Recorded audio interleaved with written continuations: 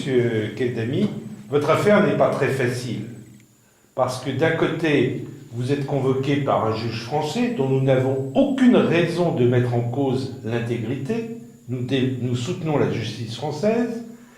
Il agit sur commission rogatoire émise par un État. Donc, a priori, il n'y a aucune raison de s'en offusquer. Mais, pour nous, il y a deux risques. Le premier risque, c'est que des régimes dictatoriaux essayent d'instrumentaliser au travers de commissions rogatoires la justice française pour qu'elle fasse le travail à leur place. C'est-à-dire qu'elle inculpe des réfugiés qui avaient pourtant été obligés de fuir leur pays. Ça, c'est le premier risque pour tous les réfugiés qui sont en France, c'est d'être convoqués par la justice française sur commission rogatoire de leur propre pays. C'est un risque qui n'est pas négligeable. La deuxième chose, nous savons que cette commission rogatoire a été mise par un État qui n'est pas reconnu comme un État de droit, classé 173e sur 180 dans le dernier classement 2018 des RSF pour la liberté de la presse, etc. Donc on peut se demander si vraiment, dans votre cas, ce n'est pas une instrumentalisation de la justice française. Mais il y a un deuxième risque, c'est que nous venons d'apprendre que le juge Tourner, qui vous a mis en examen, dès le surlendemain, est parti pour Djibouti, sur commission rogatoire délivrée au même juge qui avait envoyé une commission rogatoire.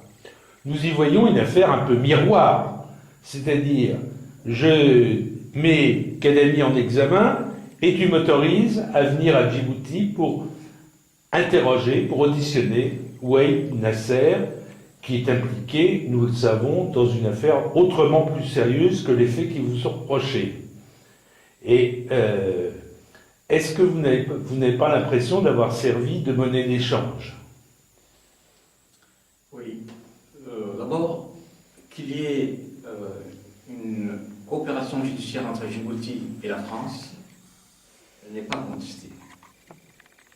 Mais si on se penche un petit peu sur la justice de Djibouti,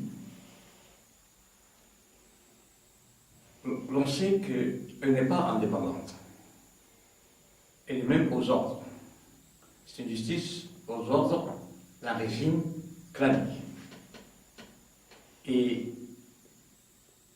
lorsqu'on sait que la juge, la Miss, Mohamed Saïd, qui était à l'origine de la commission rogatoire, voilà encore, a été aussi en charge du dossier des plus célèbres prisonniers politiques djiboutiens qui a été assassiné le 1er août 2017 à Gabon, dans la prison, après avoir subi toute forme de torture.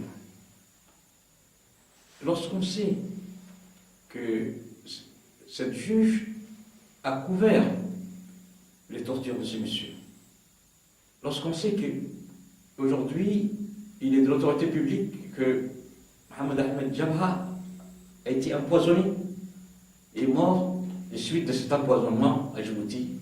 Et alors, comment peut-on faire crédit aux actes de cette juge dans un pays démocratique? C'est là où le bas blesse. C'est l'interface entre un état de droit et un état dictatorial. C'est-à-dire, dans un pays où les tortures sont monnaie courante, franchement, c'est l'exception si on ne torture pas quelqu'un qui a été en prison. Je sais de quoi je parle, j'ai passé 3 ans dans cette prison, et il n'y a pas un prisonnier, ou en tout cas il y a quelques exceptions, mais la règle est qu'on torture. Les enfants oromo ont été torturés, les femmes somalies, les civils afars, les hommes politiques de toute origine ont été torturés.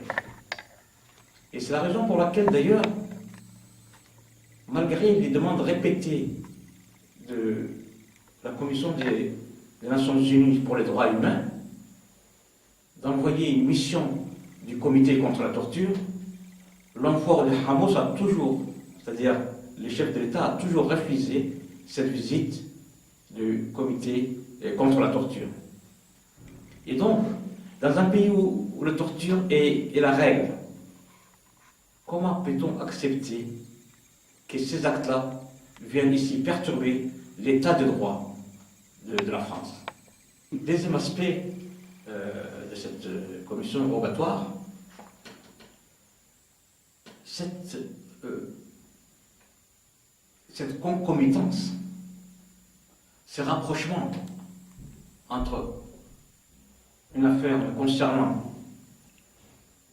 un opposant, un exilé politique, pour des raisons politiques, le régime de Djibouti essaye d'instrumentaliser la justice française,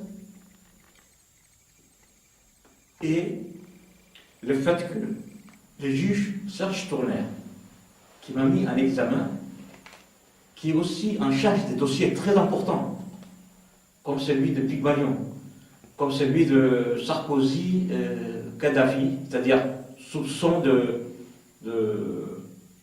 financement de la campagne de Sarkozy par la Libye, par la Libye, exactement. Et donc, que le juge Tournaire puisse aller 2 jours après ma mise en examen à Djibouti pour enquêter, pour auditionner M. Wahib Nasser, qui est suspect dans cette affaire. Et cette concomitance, on a l'impression quand même qu'il y a une espèce de troc qui est en train de s'organiser, et cela nous désole vraiment de ce qui se passe au niveau de la justice française. Eh bien, merci. Donc, vous reconnaissez, que la justice française risque d'être instrumentalisée par des États dictatoriaux et qu'il faut qu'elle soit très vigilante sur les sources. Et deuxièmement, dans votre affaire particulièrement, qu'il y a une possible coïncidence, mais nous croyons peu aux coïncidences, entre le fait que vous ayez été mis en examen et que le juge soit parti à Djibouti pour auditionner un présumé coupable dans une affaire beaucoup plus importante. Merci.